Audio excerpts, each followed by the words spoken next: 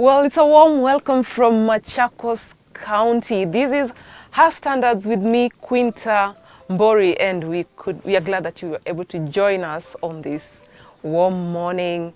The show that is all about celebrating women, highlighting stories about female role models, and of course, bringing to you the list of women that you need to know. We have an exciting show lined up for you today, and we have a very impressive guest in studio. You'll be able to get to know her in a short while. But one thing I can say about her is she is a philanthropist. She is very passionate about education, especially for the marginalized community. She is a runway model, an international model. She has done so much more. She has brushed shoulders with the high and mighty in the fashion industry. I'm talking about the likes of Vivian and Alexander McQueen, name it. I mean, these are people we only get to see and hear about in media, but we don't get to interact with them. And she'll be able to tell us more about her experience. I am talking about none other than Ajuma Nasanyana. She is the legend, the myth, and she'll be able to tell us more about what happens beyond the catwalk and why she's very passionate about education for the young people. If you have a comment, you have a question, you have anything you want to tell our guest for today, you know what to do.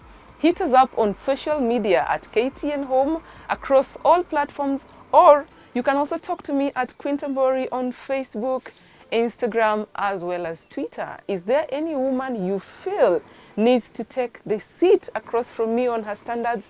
Tell us more about it on the comments section, and we will know exactly how to get to that person. Now, without further ado, allow me to bring to you our guest for today. Welcome to the show. Thank you, Queen. How are you? I'm good, thank you. I'm so glad to have met you finally. Oh, thank you for having me on the show. I know, really you know, appreciate it. The thing about this show is I get to see women I've been admiring all my life. Aww. I know, and you're one of them. I remember in 2003. Thank you, very honored. Must have been 2003 when you were part and parcel of Miss Tourism. Tourism, that's true. Miss Tourism Yes. Kenya. I saw you and I was just wowed by your beauty. I was like, How? And I didn't win. I know you didn't win, you came in third, but you were so, I mean, you stood out. You were so pretty. Oh, thank you so much, Queen. Yeah, Thank you. Yes. I know. Then I was just like a crazy tomboy, by the way. No. So I really tried hard. The glam team did a good job. You looked amazing. I was a crazy athlete, and yeah, at the time. Athlete. Yeah, so those heels, I worked very hard. I'm trying to balance on them. I can imagine. Yes. We're glad we could have you here today. Thank you. I'm really grateful to be here. Oh. Yes. Tell us more about Ajuma Nasanyana. Yeah. Wow. Ajuma was born in Lodwar by a very young mother. It was a teenage pregnancy. Oh. Yes. And we met a family that took us in, me and my mother. They took me into a private school. I got through education. They educated my mother. And yeah, and then this girl called Ajuma was scouted on a newspaper as I won. Then in 2003, I was a national champion for 400 meters because I was so good in running. Girl. I went and national trained. champion? Yes. 400 meters? Yes. I trained with IOC, the International Olympic Committee, at the Kipchoge Kainos camp. Yeah. So for 1 year, and I became the national champion. I was on the newspaper, and this there was an agency called Ford Models. Yeah. It's an international modeling agency. They saw me on the newspaper. They're like, "We gotta have her." So they came and hunted me down. They found me, and they were like, "Yeah, I would like to give you a contract." And I went to.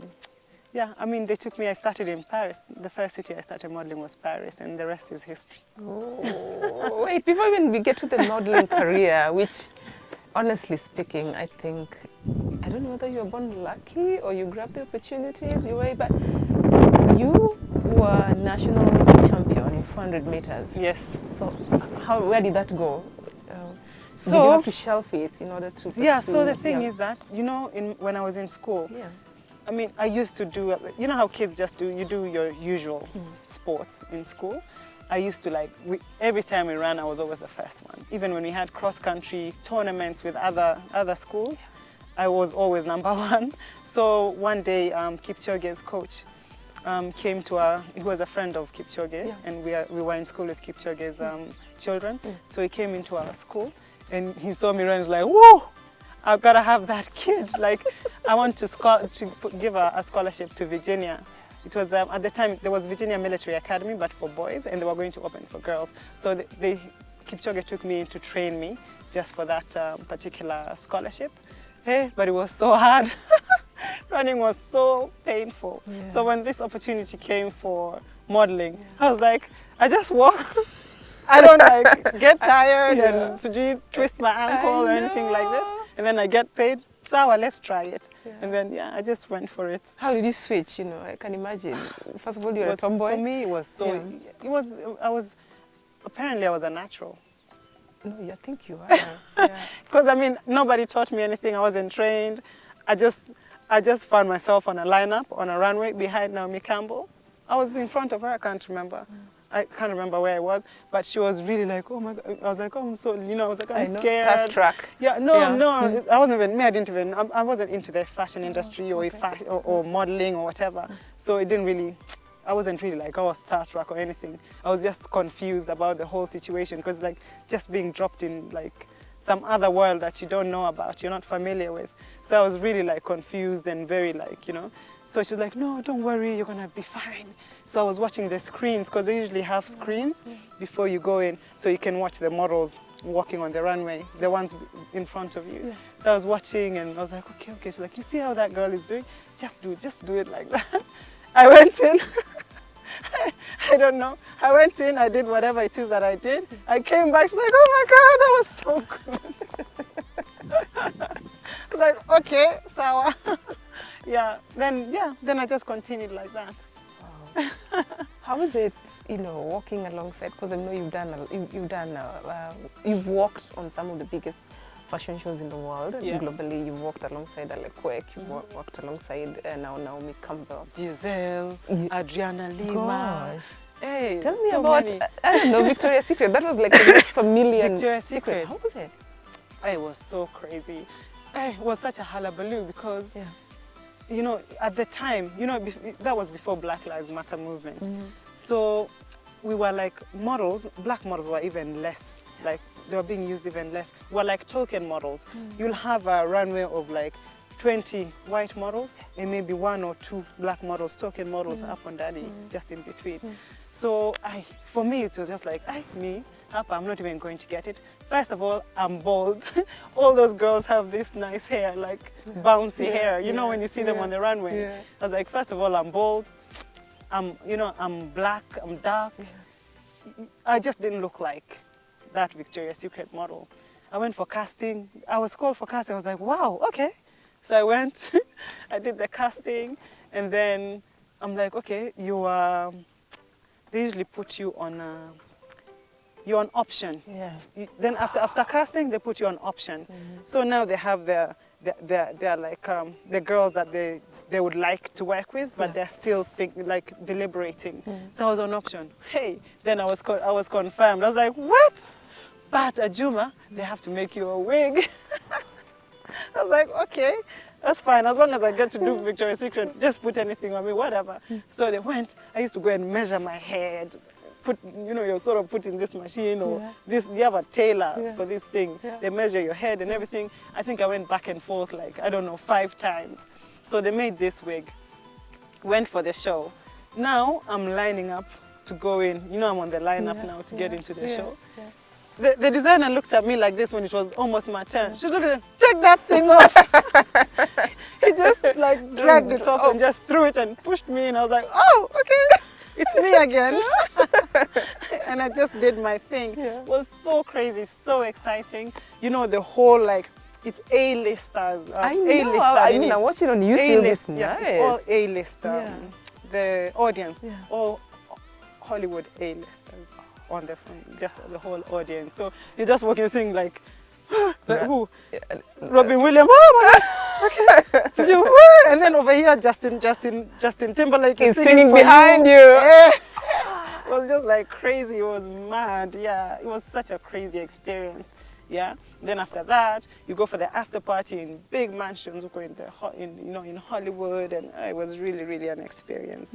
And then the parties, kina Lil Kim, kina who, Beyonce, the who, yani, everybody puffy, yani. There's nobody there, just normal living. It's like, okay. So yeah, it's a crazy world. It's a crazy world. Yeah, how do you deal with the culture shock, you know? So do you just become yourself? Do you at some point fight what do you call it, the imposter syndrome? The thing with yeah. me, yeah. I'm very, very, my roots are very strong. Yeah. I'm so grounded. For me, it's like I'm watching a movie when I'm there. Yes, I'm just like, okay. After I leave, when I leave, I just go back to myself. I'm like, okay, that is just like something happened. Yeah. But then I just go back to myself, back to my grounded self. You know, I know where I've come from. Yeah. I know myself, you know. Nothing can derail me from that. Yeah. Not even Suji, I don't know, all this. Hanging around, you know, celebrities. Extravaganza. My God, you events. don't go on TikTok. No. I just go back to my normal life after that. Yeah. To myself. You know, you've said something that is very important about you having a very solid background. I'm very solid. And upbringing. I love home. I love my culture. Yeah. I love my family. I don't know, I just love where I come from. Is Kenya. Is that why you rock the short hair? Yes. Yeah. Okay, this is because, hey, you know, I'm in Europe a lot, so Okay. and they don't know how to deal with African hair. So it's better like this. Nani uchungu pia. It hurts. Yeah. Yeah. Okay. So, is your mom still around? Yeah, my mother is What around. does she think about you? I mean, what you've been able to achieve so She's far? very impressed, yeah. Yeah. She's very impressed. I am her little star gem, so it's nice. It's just you and her, or do you have other siblings? I have 2 other siblings, yes. They live with her? Yes. No, no, we're all women. All of us have kids, by the way. Oh. You know? Yeah. Hi guys, I have children, 2 babies. Okay, not babies anymore. Yeah. So all of us, I mean, we're big women now. Everybody has their own families, living in different places. Yeah. All right. Well, the reason why we are actually here today is because of something that is linked to education, which you're very passionate about. Yes. Is there any particular reason you are passionate about education? Okay, so I don't know if I should tell you a bit about the foundation. Possibly. Or shall we start there? Yeah, we can start from there. Yeah. Okay. Tell us more about your foundation, which is called Ajuma Foundation. Yes. So I've told you. I've told you a bit about my upbringing. Yes. So for me, coming from that background, my life has been like kind of. I mean, I've been a bit kind of favored because my life compared to my friends or whoever I left back home when I went, because I went to boarding school when I was like 8, a British boarding school, private British boarding school. So my life and those guys I left, my friends that I left there was so different because we grew up all together in this village where kids were going to school under the tree, they didn't have books, you do this to the sand and then you write whatever it is that you write there. So that is what I used to see. And then I was taken out from that to this, you know, private British school where you have everything, you don't lack anything. So I've just been feeling so lucky and favored. And then I get this opportunity to go and live abroad. And hey, I was just like, no. I've always had this thing, I just felt obligated. Because of that, I've always felt obligated to come back. It didn't feel right for me not to come back and give back. So that's where Ajuma Foundation has come from. Yeah. So when I came back, I was a little bit scattered. I didn't really coin what it is that I wanted to do with the foundation. So I started with just mentorship, just mentoring young girls, just to show them like, okay, because a lot of girls in my community, everything I'm doing is based on my experience with my community, which I know that it happens in other communities as well. I feel like it's the same thing going on in other communities as well. So I base it in where I came from, because that is what I know, I'm familiar with. So there usually, a girl goes to school until maybe class 6, if she's lucky. Then after that, she starts a family because she sees... In class 6? Something like that. Because at the end of the day, if you finish class 8, the parents don't have... After that, there's no school. I mean, free school, right? parents don't have money to pay for your secondary school, so you just end up back at home again getting pregnant. So why finish high school? I mean primary school. So I felt like, okay, I can be an example of a girl who has come from that particular community, and look at me now. You know, I wanted to come back and give them hope that please just hold on. You never know what is in store for you. Don't give up and just start your family so early at such a tender age. So that was basically what I came to do. So I used to I started with mentorship. Yeah. Then after that, I moved into, because Turkana is a host community of Kakuma refugee camp. So I moved into the refugee camp. Yeah. Because I feel like also, you know, there's young youth there that need me as well. So I went into there, I did skill-based programs. I felt like instead of them waiting for handouts from the United Nations and other organizations, maybe I can make them independent and let them lead a more dignified life by giving them some skill-based programs so they can become entrepreneurs or something like that. But that was in the field. In my field. What you know best, you know. Give what you can. Yeah, exactly. So I started with, I did makeup artistry, hair, what do you call it? Printing. No, fashion. Fashion, okay. Like just tailoring and so on. Fashion and photography. design. Then Google also came along with me to help them with digital skills. So my whole point with this is that, and then at the end of the whole training program for 2 weeks, we do a big fashion show in Kakuma refugee camp. Do you know that there is so many organizations from all over the world? So they all come together, and we do for them a big runway where the refugees have done the makeup of the models are the refugees, the models have done the clothing, the models are the ones who are doing the videography and photography, and they're also doing their own digital social media activation. Social media, since they've done the program.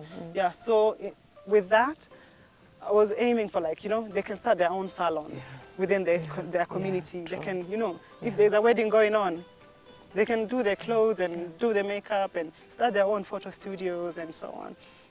I actually got one of the girls. I posted them. I brought them to Nairobi, and they did a fashion show in Nairobi. And Benetton actually casted them. You know, United Colors of Benetton wanted them. I was like, oh my gosh. But then, while we were negotiating with Benetton, after that, I tried to get back to the girl now, so we can organize, because I already called the UN to organize her visas and everything. I was told the girl was married off.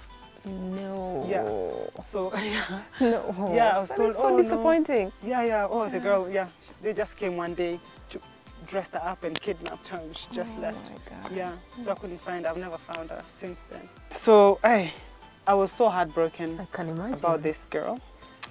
I mean, I just felt like there's people who are not free. I mean, I enjoy so much freedom, and I take it for granted. I'm sure all of us who live in the city. Yeah.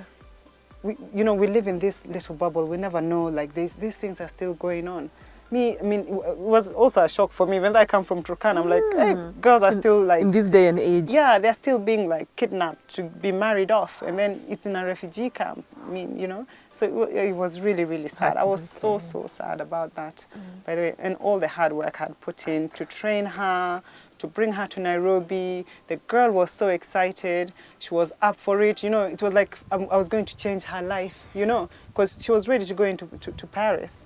That's what we were preparing for. Yeah. She was ready to go and start a new life and, you know, become something great, you know, for herself. And that was just taken away from her like that. Yeah, and from me too, because I was feeling really, really bad about that. Yeah, because you had invested in her. Yes, yeah, I did. Yeah. Whew, so that's that. Yeah, but you still do the project with the refugee camp? No, it's on hold now because I'm focusing on something else at the moment. Yeah, but I would love to go back, definitely. I'm sure they miss you. Yeah, once I've established, yeah, they do. Once I've established what I'm doing right now, I would like to go back. Yeah, so I also did sanitary towels for them. I gave to the refugee, I mean, the new, what are they called? Reusable? No, the new refugees that come into the camp. Okay. So I was also handing out sanitary towels to them, and then also to girls just in Turkana in general, especially Lodwar. Yeah. Which was noble, actually. Yeah. You know, people don't actually know that so many girls miss out on school because they don't have sanitary towels. Yes. Okay. Yeah. Yeah. So I used to go, like, for example, I have a good connection with the Swedish school. I used to go there. Of course, I tell them about my project, and then they usually, like, they just go and buy pads for me and put them, like, in a big, in boxes. I come, like, once a month and pick them up. Even the boys, imagine, even the boys go to the supermarket to buy for me pads to take to the girls. Oh, it was so touching. You know, they just come with a box of pads and they give me. I was like, wow, this is so amazing. It was really, really nice. So I usually take them. The Swedish school helped me a lot. Sister Speaks, I don't know if you know Heels for Pads. They also came through for me with pads and so on. So it was amazing. I got a lot of support on that.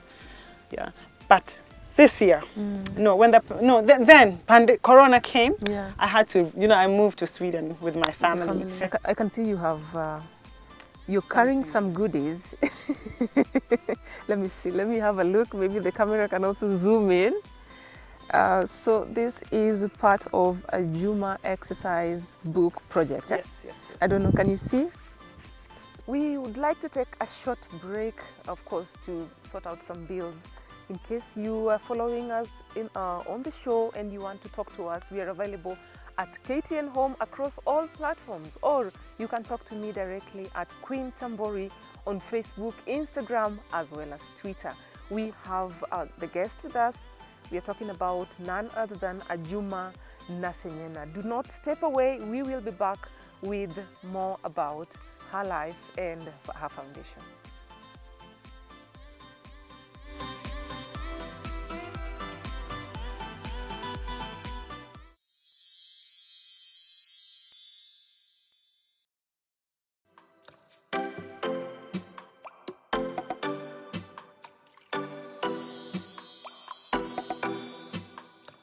Welcome back to Her Standards with me, Queen Tambori. Thank you a million times for keeping us company and for joining us for the second part of this show. Today we have Ajuma Nasanyana. She is the founder of Ajima Foundation. She's currently running a project on exercise books, and she's doing several other projects to impact the society. Welcome back, Ajuma. What is the inspiration behind Ajuma exercise book project? So I was doing all those things with the foundation. Yeah. But now I think I've coined it. You found it. I've hacked it. I've found that thing that I'm so, because I was feeling a little bit scattered before, but I think I've coined my passion, my drive, that thing that puts fire under my belly. That gives you sleepless nights. Yes. Hey, it did give me sleepless nights. Yeah. So the thing with this, like I've told you, I think, like I told you previously, how I grew up at home. Kids were sitting under the tree, going to school. That's where they were taught. Also, kids were writing on the ground. So this is something that has been in my subconscious since I was a child. Yeah, right. And then I've also told this story where just not so long ago, before the pandemic hit, of course, I was just walking around in the village. I met a little girl crying. I was like, "Why? Coming back, from school? Why are you crying?" "Oh, they've chased me out of school because I don't have anything to write on." Where I went and bought her a few books and then took her back to school. It was so sad and heartbreaking. So this thing has always stayed, has been, in my subconscious for a very long time, tormenting me, haunting me. Anywho, so when the pandemic hit, to me I was like, okay, how can I come in? I know that now the economic, the poverty is being exacerbated in our country. Parents are going to have to choose between whether I'm going to feed my child or I'm going to buy them pens and pencils to go to school. True. What? You'll want to keep your child alive. So this was one of the things that that inspired me to do this. I felt like, okay, I can come in and provide school writing material for the children, so no child has to sit out of school. Because I know from my community, a lot of children will miss out of school because they don't have anything to write on. So I decided I was going to fundraise, and that was the first one. Just fundraise. That was in December 2020. I'm going to fundraise and buy some exercise books for these children. But then I felt like I just don't want to go to the supermarket and just buy any exercise book with Disney characters and we have our own, we have our own beautiful, rich culture, why are we not embracing it, right? So I've always, I don't know, I just felt like, why should I go and buy frozen and give it to a child in rural Kenya? And these books are, my main focus is in the pastoralist communities. You know, I hail from the pastoralist community. I know their challenges and so on. So it's focused on the pastoralist communities, but I'm getting into informal settlements as well. Is that why the covers have different sizes? So maybe you can explain to us. So what I did was that I decided, okay, also our culture is being lost. In Turkana, I talk to a child in Turkana, I'm fluent in Turkana. I talk to a child in Turkana, they reply to me in Swahili. I'm like, what? No way, no way. So I'm like, this has to stop, you know. So I decided to create these covers. They're inspired by our cultures. So what I've done is that I've put the different tribes on the cover. For example, this one is Turkana. So when I go out, the Turkana kids know how Turkanas dress. How they look, how they dress, right? yes. So when I go out to Kikuyu land or when I go to Maasai land, I can be able to show them what a Turkana looks like. And then at the back, I'm able to show them where Turkana County is in the Kenyan map here. And I can also be able to, I've also told them. How do I pronounce that? I've also taught them. I have also shown them how to greet in Turkana. How is that? You say ejoka. Ejoka, like Luya, like ha. Okay, you can say ejoka. Ejoka. But if Turkana, we say ejoka. Ejoka. But you can say ejoka. Ejoka. And then they reply ejokonoi or just ejok, right? Yeah. Then also, so I feel that Kikuyu as well. I have a Kikuyu cover as well. Yes, they have their own little names. She's called Mumbi. The Turkana is called Akidor. So I did the same thing. I show the children where the county is, and then also how to greet in Kikuyu. Kwa sababu tunapendana kama wa Kenya.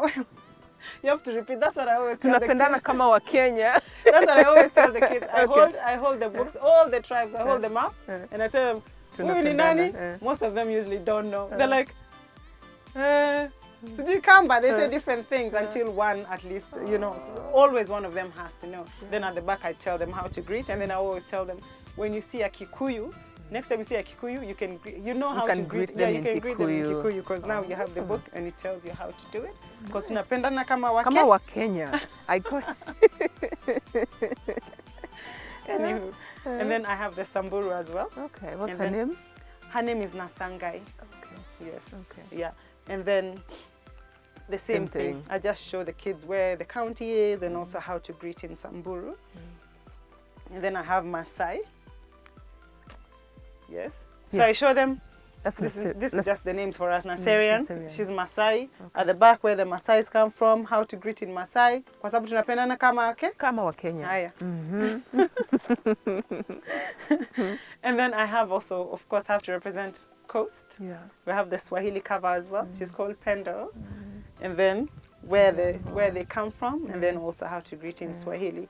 So the thing is that these books are not just any other exercise books. I feel like they carry our culture and also our country unity. I'm trying to unite tribes as well. Of course, the election around the corner. Election cycle is coming around the corner. I feel like I need to start through the books. I can do some groundwork for to unite our tribes, communities. Yeah, our communities. Because I feel like sometimes what you don't know scares you, isn't it? Yeah. So even you be scared of what you don't know. So I feel like getting them to just to acquaint the children in the communities of the different tribes through this book drive. So I usually just get the children together, show them all these tribes, hand them the books with all the tribes. Every child has to get all the tribes, right? I'm not going to go to Kikuyu land and only give Kikuyu books. No, I should do even the opposite. Give Kikuyu the other tribes. The other tribes, yeah. Yes, as well. Archivals. Yes. So I'm trying to I want to build a more united Kenya through the younger generation. It's really nice. Yes. So that's what these books are all about. Yes. How many schools or how many children have you impacted so far? It's just been, imagine this is the second cycle, and we've done more than 10,000 children. Wow. Yeah. Wow. That is. Yes. And it's so amazing. It's so much fun. Oh my goodness. It's tiring, exhausting, because we travel a lot and we go out into the really interior rural areas.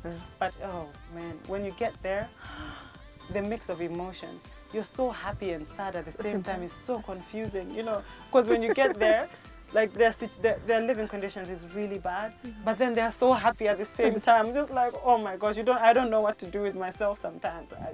I just have like, sometimes I just want to cry. It's crazy. It's really a crazy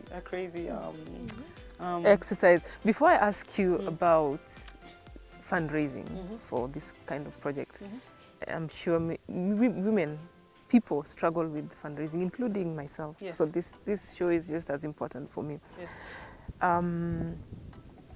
What exactly where can people find these books? I'm talking about people who would like to partner with you. Okay.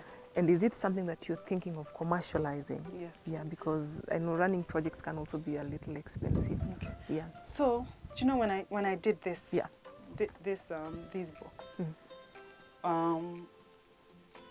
I used it as a token to go and greet the school and find out more about their challenges and what they go through, just to get to know the school and what the children are, you know, going through. So I think this is called, what is it called in it's called needs assessment. Yeah, it's like a needs assessment, yeah.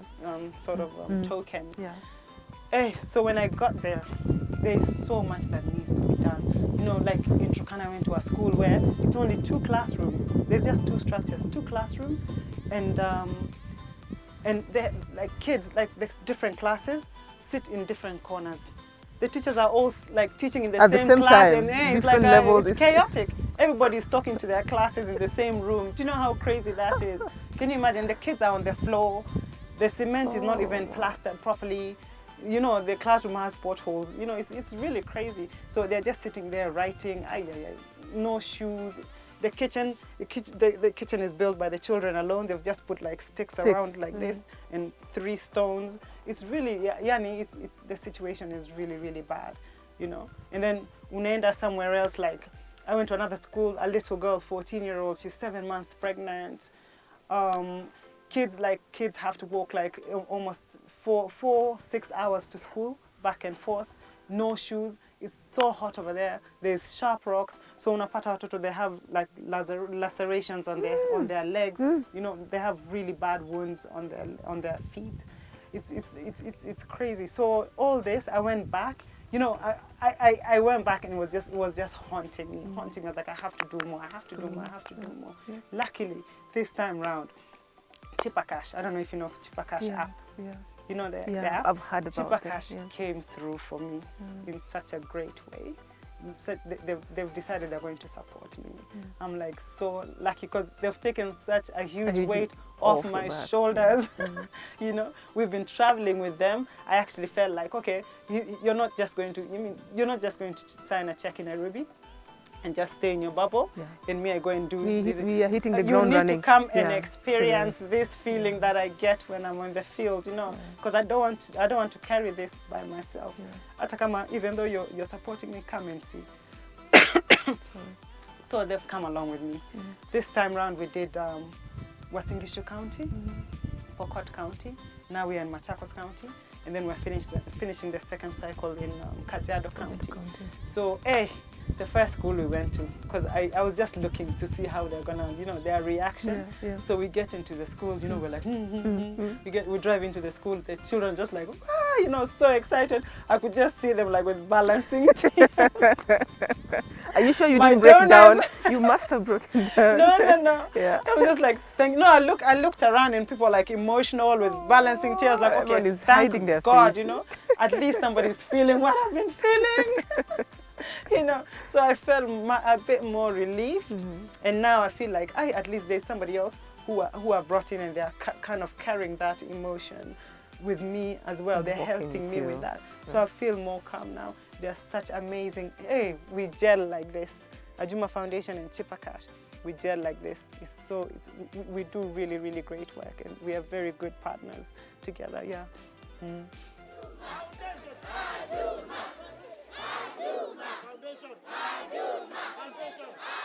Okay, so the books were I had just created them on a philanthropic basis. But now we're getting so much. Everybody's like from the US, UK, everywhere. Can we get them on Amazon? Can we get it? And then even the children here, the parents are ordering. We get orders. We've already actually sold some, and the money goes back into the foundation to replenish the, the donations. Yeah. So we are going to be like, whoever is looking for them, they can follow us on our social media platforms, Ajuma Foundation, and also myself, Ajuma Nasanyana, on Instagram and Facebook. And they can also, of course, order if they want. But we're also opening up an online shop on our website for the time being while we stock. We're actually working to put them in retail stores. I think so soon, hopefully we will be there and everybody can access I them. Because, hey, when I take them to meetings, I never come back with them. Everyone grabs a copy. Look at that. They're like, when a child sees them, they're like, zzz. They want them. Grade A, they're going to excel in exams. Yeah, they just want, they're so attracted to them, to our, because it's to the culture. It's personalized, yes, and then it's so relatable because they can see somebody who looks like them. I think so. And not even that. I think people are hungry to know about, to know more about our cultures. I don't think people are not embracing it. I think there's no platform like this, for example, where you can get like the way I've made it. It's nice and attractive for the kids, and this is like it can be a Disney princess, but a Turkana one. I know, she's pretty. No, when you talk about the situations in schools that you visit, and to think that these children actually belong to a country, they belong to a county, they belong to institutions which have offices in this country. What if you were to say meet the cabinet secretary in the Ministry of Education, or even the county, the governor, or the women representative, or the MCA? What would you tell them? Why in the 21st century do we have schools where we only have two classrooms and children don't have writing materials? No food. The small children don't have food at home, the little ones. So they follow the kids who go to school, the older siblings who go to school, to get a meal. And then you get to school, there's nothing there. So these kids stay like even days without food. Can you imagine, hungry without food? It's so crazy. And just on that note, for example, in Turkana, you go to a school, you'll see that like the same conditions we're talking about. No classrooms, no food, no writing materials. And then just next to the school, you'll find a county official or a government official has built an unnecessary mansion next to the school. I'm just like, how do you live and sleep in this house every day? Looking at that, that is your view. That is your view. How do you, I mean, what do you, are you human? It just makes me sick. It really makes me sick, Me, the taxpayer, is the one who's coming back. I'm paying you tax to work for these children, but then I'm the one who's coming back, having to do the work I'm coming back to do your work again, I'm paying you to do the work for, to support the children, but I'm coming back to do the job work that I've paid you to do. That I've paid you to do. It's crazy, If you were to meet, the stakeholders or the people who are in charge of the education system in this country, what would you tell them? I don't know. I guess I would just take somebody's hand, take them to the school and show them with the condition and ask them, why is this happening? Just so they can give me some answers. Why is this happening? That's what I would do, because I don't get it. Why are people still living like rats? Seriously. It's really insane. It's so sad because I'm just an individual. All I can do is give this. What about the rest of the needs that those children, the rest of the needs that, the rest of stuff they need to be done for? Their life condition is still like... Yeah, because how many times are you going to hand over the books, say, in a specific school? How many schools do we have in Kenya? How many schools can your foundation reach? Because I'm saying this because I feel you. I feel your anger. I feel your frustration. Ajima Foundation cannot sustain, the exercise book project cannot sustain all the needs that these children need in the school. So we need a lot of effort from everyone. Yeah. Because, for me, of course, education is key. Knowledge, I wouldn't just go and feed a child and leave.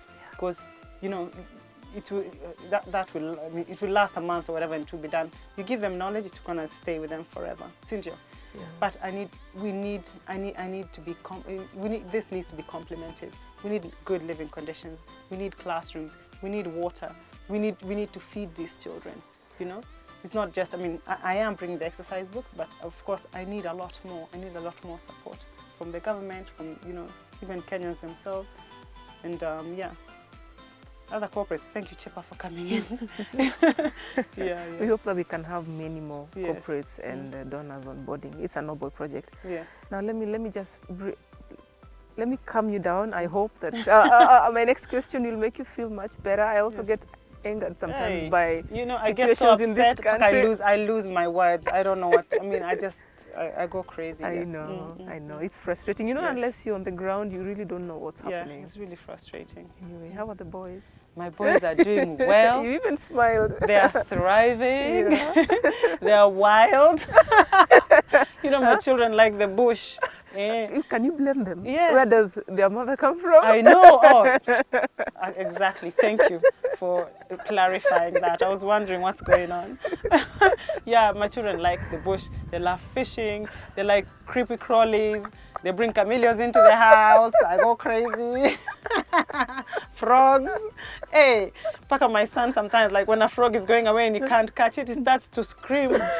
Paka, I have to start like running after it, and I'm so scared of them. I think I've even touched a frog because of him, because he was screaming too much. It's called staying in touch with their roots. Huh? Yeah, hey, they love Turkana. My grandmother, I take them back home. Yeah. They look for scorpions. They put them in, they bring them, they want to bring them to Nairobi. I'm like, no, they're not going to let you into the plane with that. So as soon as they land into Lodwar, they start turning rocks, looking for scorpions from the airstrip. The whole day, that's what they'll be doing. It's crazy. Mm-hmm. Yeah, they're wild children. Mm-hmm. Do you think there's a lot of pressure heaped upon women to be super women? Yeah.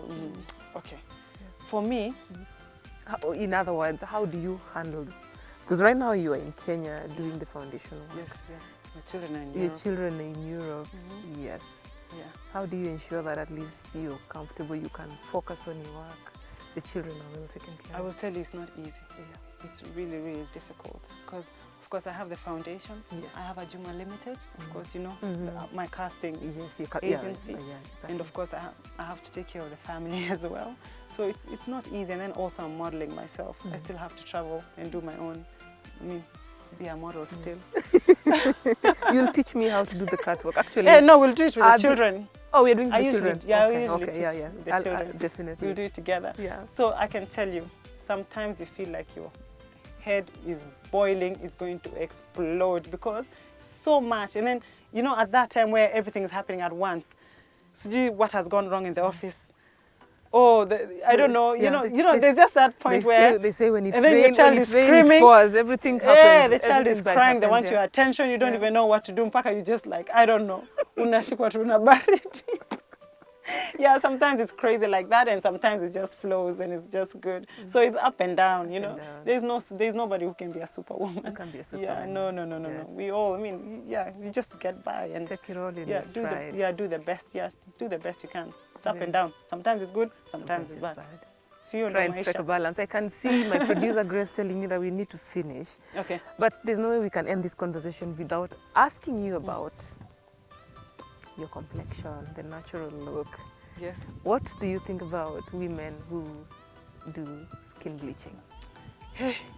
Ni kazi mingi, it's dangerous, and it's also demoralizing yourself as a woman, Why should you go and, try to look like something you're not? You can't be anything else but yourself, You have to appreciate yourself from the inside out.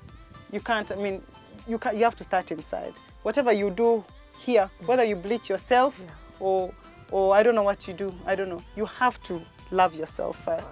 So it's not gonna, I don't think it's gonna make a difference. Maybe like with the appearance, somebody else will see you're lighter, but I know inside you don't love yourself.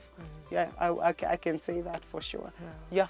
Love starts from Love the inside. yourself. Love yourself. Love yourself. If you loved yourself, you wouldn't have to do that to yourself. You wouldn't have to go to such extent where you put, like, poison, put poisonous things on your skin in order to try to look like somebody else. You can't be somebody else. I'm sorry.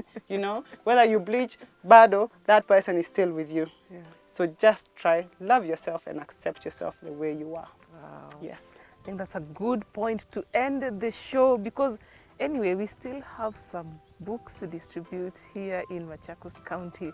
This has been Ajuma Nasanyana. I had a problem pronouncing her name. I had to do like a lot of practice. Nasanyana. Nasanyana. Trust me, I did a lot of practice, but thank you so much. Yes, I did. It's hard. I used to say Nasanya, Nasanyana. Nasanyana. Yeah, it took me a while, but eventually I got it right. Thank you, Ajuma. Thank you so much. And not just for being on her standards, but for the impact that you're having in the society. A lot of people go abroad, but they forget about home. Yes. man, I can't. Yeah.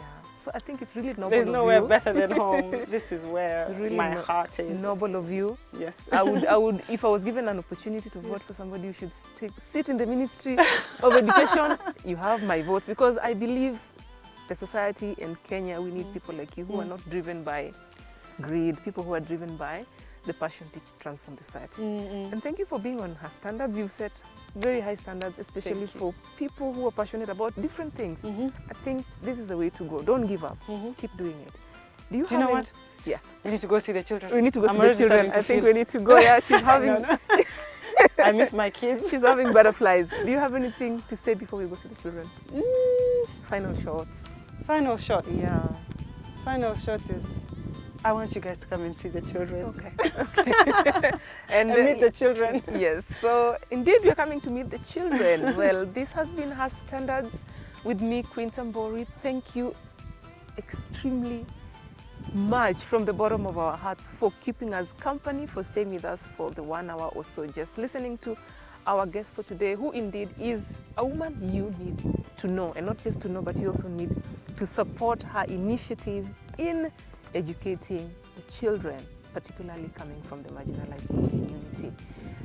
We are coming to you from Machakos County. If you have a comment, questions, remarks, you're trying to figure out how to partner with Ajuma Nasanyana, Ajima Foundation, hit us up at KTN Home across all social media platforms, or you can also talk to me at Quinta Mbori on Facebook, Instagram, as well as Twitter. Well, we still have some building of the nation to do, but before we go, I leave you with a quote. Remember to keep your head, your heels, and your standards high. Well, from us at KTN Home, it is bye for now.